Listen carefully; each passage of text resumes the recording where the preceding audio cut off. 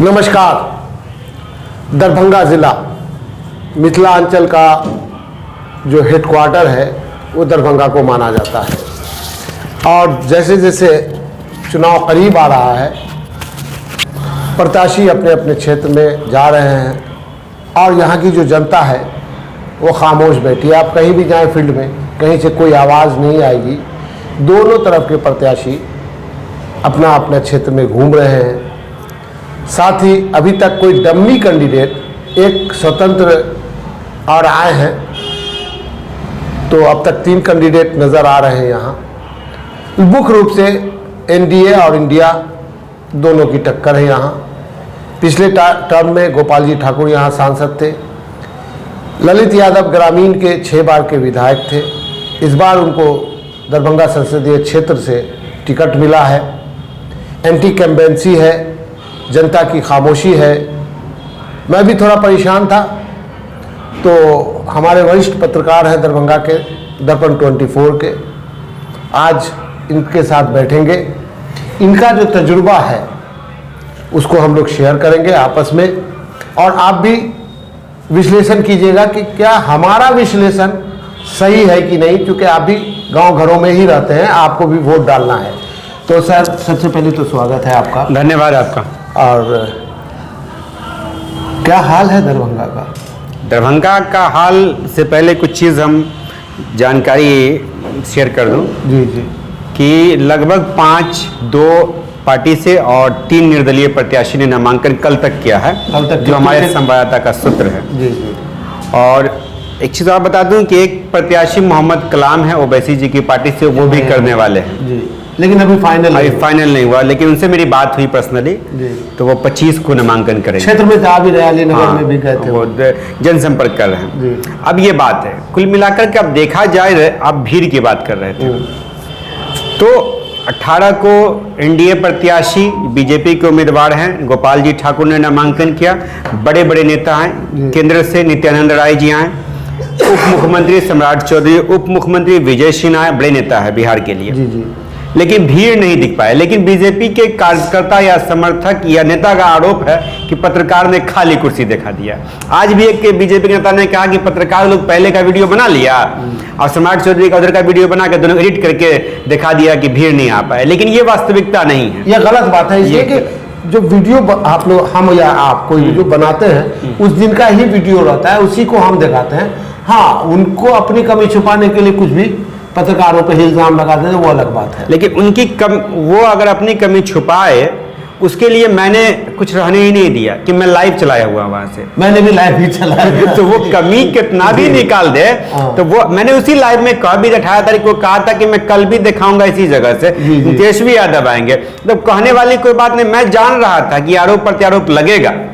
पत्रकार जो एक ऐसा बिरादरी है ना कि वो कोई भी नेता किसी पार्टी का आरोप कुछ ना कुछ लगा ही देता है। उसके लिए हम लोग को तैयार भी रहते हैं, हम लोग तैयार भी रहते हैं एकदम, क्योंकि किसी के पक्ष का होता है, किसी के पक्ष में नहीं जाता है। तो जिसके पक्ष में गया बल्ले बल्ले, जिसके पक्ष में नहीं गया तो शिकायत, चूंकि निष्पक्ष करते हैं। हाँ, एक चीज और बड़ी रोमांटिक नजर आई कि जब मैं तेजस्वी यादव के कार्यक्रम में बैठा हुआ था, कुछ बीजेपी के नेता कार्यकर्ता के उनका फोन आया, भैया पिछला वाला कुर्सी दिखाइए ना।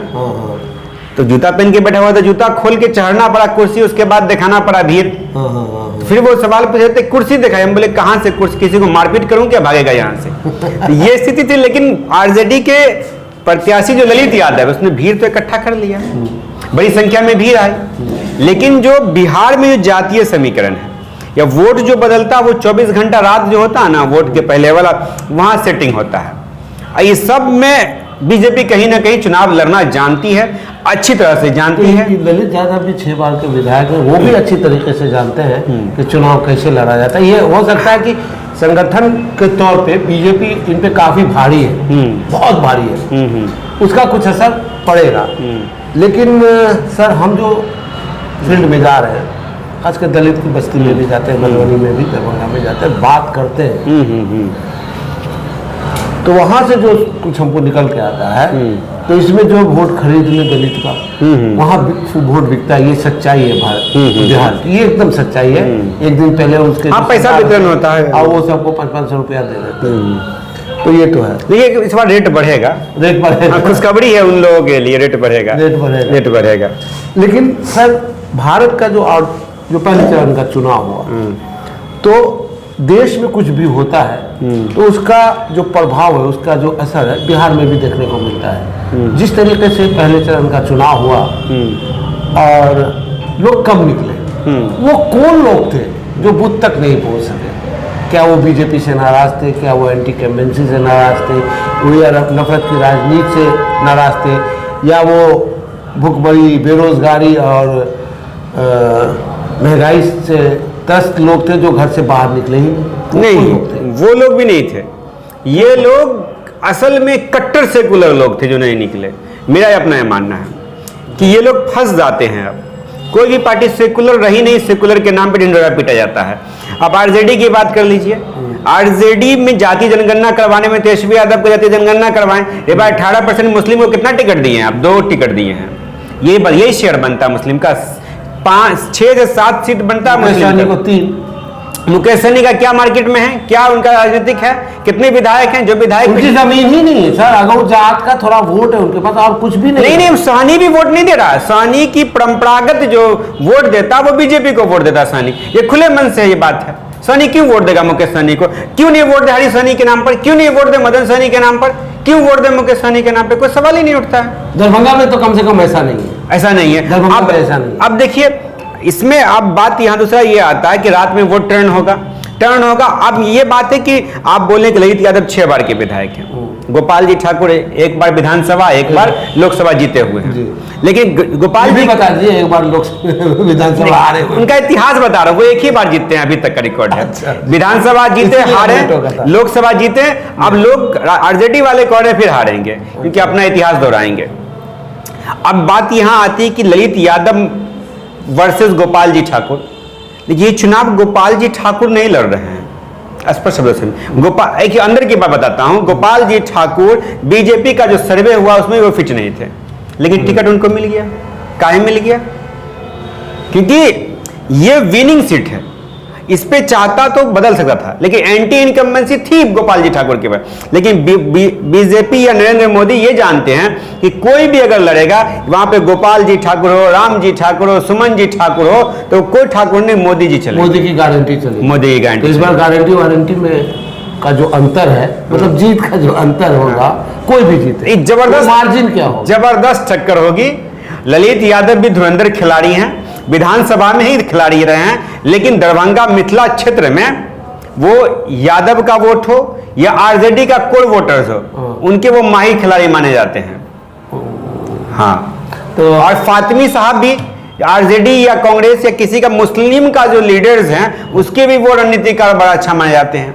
इसी कारण से जब जेडीयू में थे फातिमी साहब, तो आपको याद होगा 10 विधानसभा में से 1 विधानसभा जीत पाया आरजेडी। फातिमी इफेक्ट था, फातिमी इफेक्ट था वहां पर। अब बताइए कि मिथिला में सीट नहीं आने के कारण तेजस्वी यादव मुख्यमंत्री नहीं बने। अगर मिथिला में से 5 दरभंगा, 5 मधुबनी आया था, 10-12 सीट ही चाहिए था उनको, आराम से निकाल लेते, मुख्यमंत्री होते। तो यह फातिमी और ललित यादव, ये दोनों का अंदर की बात ये है। जी जी, ये समझिए अंदर की बात। जी जी सर, एक बात और पूछना चाहेंगे, रोकेंगे आपको कि भाई जब मैं बीजेपी में खाली कुर्सी हम भी दिखाए थे, हमसे भी मित्र लोग ही हैं, नाराज हो, हाँ बीजेपी के हमारे करीबी लोग, लेकिन वहाँ हमने कुछ चीजें देखी, जैसे छोटे छोटे बच्चों को लाया गया, साथ ही चूंकि जेडीयू से इनका अलायंस है, अब वो विनय चौधरी या अजय चौधरी जो कहिए बेनीपुर के विधायक, उनका अपना क्षेत्र है, वहां से उस क्षेत्र से बहुत सारे मुसलमान आए। तो क्या जो मुसलमान आए थे या लाए गए थे वो बीजेपी को वोट देंगे? हालांकि कैमरे में कहा कि हम तो हमेशा बीजेपी को देते आए, इस बार भी देंगे। क्या ऐसा पॉसिबल लग रहा है? देखिए, अब ये बात कहना बड़ी मुश्किल है, बीजेपी को वोट देंगे या नहीं देंगे, लेकिन ये बात तो मानिएगा ना, जेडीयू को वोट देंगे। हाँ, जेडीयू को वोट, जेडीयू को तो देंगे। ठीक है, जेडीयू किसके साथ है? बीजेपी के साथ। हाँ, तो मान लेते 100 लोगों ने बोला कि देंगे बीजेपी को वोट, तो 50 लोग तो देंगे ही, 50 कुछ न कुछ तो देंगे, कुछ न कुछ तो देंगे ही। लाजे शरम, हाँ लाजे शरम देंगे ही। नीतीश कुमार के नाम पर देंगे, अरे विनय चौधरी के नाम पर देंगे, नहीं देंगे तो नहीं सर, लेकिन एक चीज और, आप नीतीश जी की बात ले आए सर, तो नीतीश जी का जल्दी आप समझ रहे ना, हाँ, पाला बदलना, अपना इस दल से उस दल में चले जाते हैं, हाँ। पाला बदलना, उसका असर देखने को मिलेगा। और दूसरी बात है कि मोदी जी उनके साथ जो है सो शेयर भी नहीं कर रहे हैं मंच। अब देखिए ये पहला मंच तो वो शेयर किए थे, आपको याद होगा। हाँ, पहला किए थे, इसमें माला पहनाया गया था नीतीश कुमार जी को, बस माला मेरा बड़े बड़े नेता नहीं रह पाए थे। अब मोदी जी नीतीश कुमार के साथ मंच शेयर नहीं कर रहे हैं, तो कहीं ना कहीं मोदी जी को लग रहा होगा नीतीश कुमार को इग्नोर करके चला जाए। अगर मोदी जी ये समझ भी गए होंगे नीतीश कुमार मेरी मजबूरी है, बिहार में अगर 40 सीट जरूरी है, नीतीश कुमार मजबूरी है, तो मजबूरी में कोई भी आदमी पानी कितना भी पीना चाहे तो गर्दन से नहीं उतरती, नीचे नहीं जाती है, तो ये चीज है। लेकिन अब वोटर्स तो जाएंगे जेडीयू के नाम पर, लेकिन एक सवाल ये भी उठता है कि आखिर मुसलमान वोटर्स के पास ऑप्शन क्या है? फिर मजबूरी वाला वोट कह लीजिए, बपौती वोट है ये, रफ भाषा में कहा था गांव घर में, मजबूरी या बपौती। हाँ, बपौती आपने डिफाइन कीजिए, मजबूरी या बपौती। हाँ, यही वाला वोट है उनका, दोनों में से कौन? ये हम तो रफ भाषा में सुनते हैं, लोग कहते हैं बपौती है, हम तो देवे करेंगे आरजेडी को वोट। दरअसल मेरा जो आकलन है, हाँ, ये मजबूरी का वोट है, चूंकि बीजेपी के सामने कोई ऐसा विकल्प नहीं है मुसलमानों के पास जो वो उसको वोट करे। MIM की बात लीजिए, अगर MIM की एंट्री दरभंगा में होती है, कलाम साहब खड़े होते हैं, आपको क्या? ये बात नहीं बोलिए खड़े होते हैं, वो गुस्सा जाएंगे फिर। अच्छा, वो खड़े हो गए, हाँ, उनको खुश कर दीजिए। अच्छा, उनको खुश कर दीजिए। अगर आए मैदान में, फिर सॉरी वो लड़ेंगे चुनाव, तो ये फायदा किसको होगा? ये फायदा आप ऐसे नहीं, ईमानदारी बोलिएगा सर। हाँ, ईमानदारी, आपके मित्र हैं, लेकिन हम जानते हैं, लेकिन फायदा किसको? नहीं, फायदा किसको होगा? देखिए, हम पहले आरोप बोलते हैं, लोग कहता है बीजेपी की भी टीम है जी। अगर कलाम साहब चुनाव लड़ते हैं, नामांकन करते हैं, जनसंपर्क करते हैं, तो वोट तो अल्पसंख्यक का डाइवर्ट होगा। लेकिन जब ये वोट शिफ्ट होगा, अब कौन सा वोट शिफ्ट होगा? मुसलमानों का। ये जो फर्स्ट टाइम वोटर्स होंगे, सेकेंड टाइम वोटर्स होंगे, युवा पीढ़ी 18 से 25-30 के बीच का जो युवा होगा, ये शिफ्ट होगा MIM की तरफ। आज मान लिए 10% 20% शिफ्ट हुआ, तो ये तो बहुत बड़ा मार्जिन है सर। ये तो मजबूरी का वोट आरजेडी का था, तो ये मजबूरी का वोट तो आरजेडी में सेंधमारी करेंगे कलाम साहब या ओवैसी साहब। सेंधमारी करेंगे तो लॉस किसका? जिसके घर में सेंधमारी होगा उन्हीं का लॉस होगा। ये बात ललित यादव अच्छी तरह से समझ रहे हैं, तैयारी कर रहे हैं, तैयारी तो कर रहे हैं, ऐसे लग रहा है अनुमान तैयारी कर रहे हैं। मैदान में जाते रहते हैं, घूमते हैं। नहीं, हमने तो कम जाते हैं। हमने तो बेनीपुर भी गया, बेनीपुर में कमल सेठ है एक, और विनोद झा करके नाम है उनका, प्रत्याशी भी शायद रहे हैं।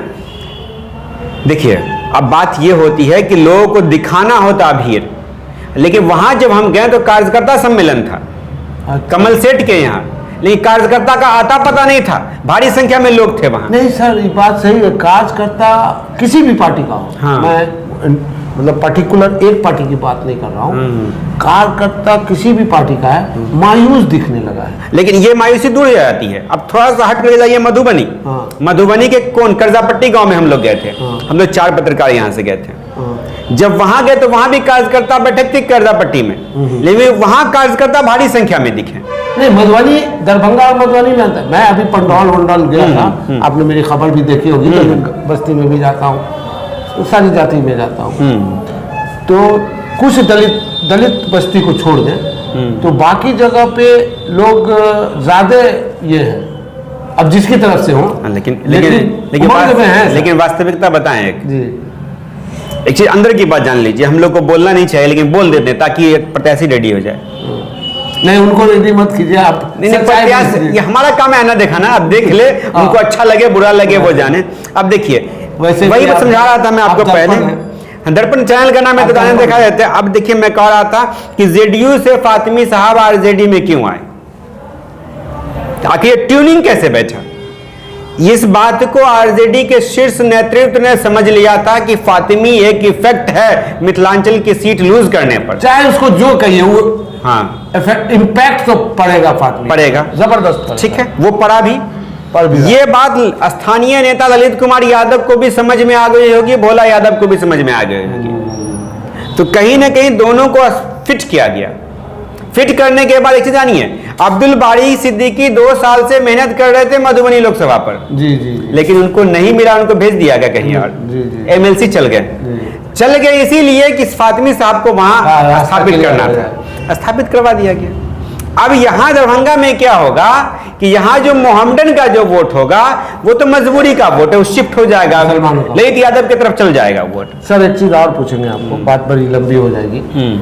2 छोर, इधर भोजपुर का इलाका सिवान हिना साहब, सीमांचल का इलाका पूर्णिया पप्पू यादव, इसका कितना असर पड़ेगा? उधर से बीमा भारती हैं, हिना साहब ने टिकट लेने से इनकार कर दिया आरजेडी का, तो इसका कितना असर पड़ेगा? देखिए सिवान की बात करें तो मेरी समझ में या मेरा व्यक्तिगत राय होगा कि हिना साहब कोई बड़ा फैक्टर नहीं है, नहीं है। आप मानते हैं? हाँ ये बात को मैं मानता हूँ सब, लेकिन पूर्णिया आइए पप्पू यादव बड़ा फैक्टर है, बड़ा फैक्टर है। पप्पू यादव पूरे बिहार में चर्चा का विषय है, पूरे भारत में है सर। पूरे भारत के हम बिहार से है, इसलिए पप्पू यादव को बच्चा जानता है। पप्पू यादव आपके दुख सुख में भी आपके घर पहुंच जाएंगे, फोन कर लीजिएगा तो, कभी मदद भी मांगना हो तो। एक्चुअली सर वो नेता है ही नहीं, हमारे हम बहुत करीब रहे उनसे। पप्पू यादव के बारे में अगर बात कीजिएगा ना सर, तो हम उसको नेता मानते ही नहीं, उसको रियल में समाज सेवी मानते हैं। रात के 2 बजे भी आपको जरूरत पड़े, ये अलग बात है, वो इलेक्शन लड़ जाते हैं, हार जाते हैं, फिर जीत जाएंगे, वो अलग बात है। लेकिन एक्चुअली सर आज की जो राजनीति चल रही है, आज का जो स्ट्रक्चर बन गया है, उसमें पप्पू यादव नेता के तौर पे कहीं फिट नहीं होता है। एक चीज नहीं है ना, ये बात समझिए, पप्पू यादव आज की राजनीति में नेता नहीं है, आज की राजनीति भी नहीं रही जी, ये कूटनीति वाला राजनीति हो रही है। जी जी जी, आप पार्टी में रह के भी पार्टी के विपक्ष में लोग बोलता है जी। पप्पू यादव सही मायने में नेता है, उस समय के गांधी वाले नेता है ना? बोल दिए तो बोल दिए, लड़ेंगे तो लड़ेंगे, गलत जो किया उसको बोलेंगे और प्रखर होकर के। अब पूर्णिया में पप्पू यादव एक बड़ा फैक्टर है, और इस बात से लेकर के यादव नाराज है आरजेडी से। यादव मुसलमान सब मुस्लिम भी नाराज है। अभी बिहार में टिकट कटा पप्पू यादव का, टिकट कटा कन्हैया कुमार का, इससे यादव ही नहीं, मुस्लिम ही नहीं, और भी युवा पीढ़ी नाराज है। क्यों ना? पप्पू यादव तो मुस्लिम के कोई नहीं है, क्यों नाराज है? क्योंकि वो नेता है, दिल से लोग कनेक्ट है उसके साथ, उसके 500 रुपया नहीं है उसके साथ। लेकिन मैं क्या बोलता हूँ सर, उसका जो असर है दूसरी सीटों पे नजर आएगा क्या? पप्पू यादव फैक्टर है, यादव नाराज है, मुस्लिम भी कुछ नाराज है, और इस सीट का असर पड़ेगा आरजेडी को ही पड़ेगा, और बीजेपी को फायदा होगा, बीजेपी को तो फायदा हो ही जाएगा। और देखिए उसके बाद पूर्णिया में पप्पू यादव, आप बोलते पप्पू यादव हार जाते, पप्पू यादव हारते नहीं, पप्पू यादव बहुत बड़े विजेता है। पप्पू यादव एक ऐसे सांसद रहे हैं जो कई बार निर्दलीय जीते हैं, निर्दलीय जितने में सांसद वो कैसे बोले कमजोर नेता है, वो अपने बल पर जीते हैं। उनकी मां भी वहां से खड़ी हुई, कमी वोट से हारी जब वो जेल में थे, जेल से वो चुनाव लड़े हुए जीते हुए हैं।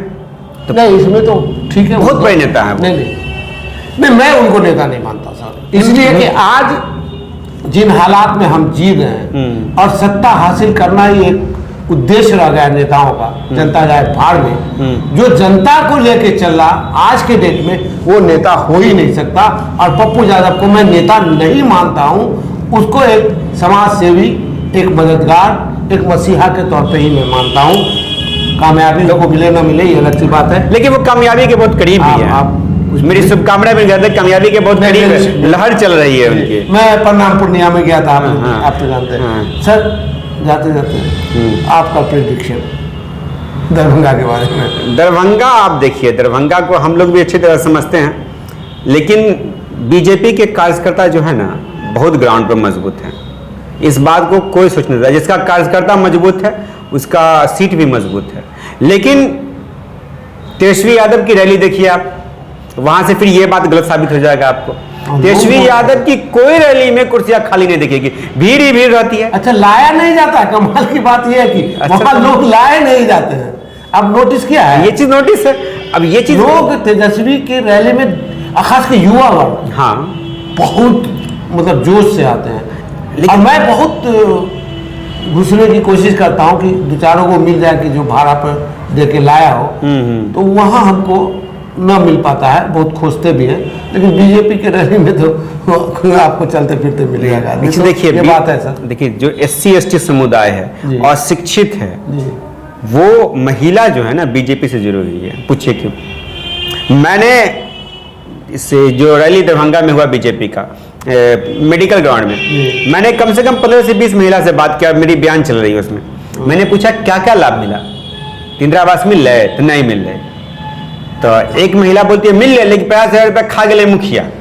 एक महिला हमने पूछे क्या क्या दिया, तो कुछ नहीं दिल के, मोदी को शौचालय दिल के, केकरा वोट देवे, तो मोदी के वोट देवे ना। उस सब कुछ देखिए, वो लोग सब कुछ मान लेते हैं कि हमारी स्थिति सुधरी नहीं सुधरी, कुछ मिला नहीं, लेकिन वोटवा तो खुटवा तो हुए करेंगे, वोटवा खुटवा हुए गिरेगा। अब सोचिए, ये भी चीज देखने वाली एंगल है। तो चलिए, ये जो भारत में, खासकर हम बिहार की बात कर रहे हैं, बिहार में जो दलित, ओबीसी, एसटी, एससी का जो वोट है उसमें महिलाओं, देखिए 50% महिलाएं वोटर है क्या, तो 50% महिलाओं का वोट मानी रखता है। और जिन लोगों ने, जिस पार्टी ने महिलाओं के वोट पे कब्जा कर लिया, वो यहाँ से बड़ी आसानी से निकल जाएगा। पुरुष तो अपनी जगह पे है ही है। तो चलिए, बड़ा बहुत बहुत शुक्रिया, धन्यवाद बात करने के लिए। नहीं, आप सवाल अच्छा पूछे, इसके लिए आपको शुक्रिया। चलिए बहुत बहुत शुक्रिया। फिर हम चर्चा करते रहेंगे और आपसे मिलते रहेंगे, आपकी राय लेते जनता को बतलाते रहेंगे मूड क्या चल रहा है। हाँ, दरभंगा का मूड क्या है, ये भी आपको हम सच्ची समय बताते रहेंगे समय समय पर। थैंक यू फॉर वॉचिंग दर्पण 24 न्यूज। खबर को सबसे पहले पाने के लिए यूट्यूब पर देख रहे हैं तो सब्सक्राइब करें, फेसबुक पर देख रहे हैं तो फॉलो करें। कमेंट्स में अपनी राय या अपने आस पड़ोस में समस्या हमें बताएं। हमें सपोर्ट करने के लिए लाइक और शेयर अवश्य करें। धन्यवाद। थैंक यू फॉर वॉचिंग दर्पण 24 न्यूज। खबर को सबसे पहले पाने के लिए यूट्यूब पर देख रहे हैं तो सब्सक्राइब करें, फेसबुक पर देख रहे हैं तो फॉलो करें। कमेंट्स में अपनी राय या अपने आस पड़ोस में समस्या हमें बताएं। हमें सपोर्ट करने के लिए लाइक और शेयर अवश्य करें। धन्यवाद।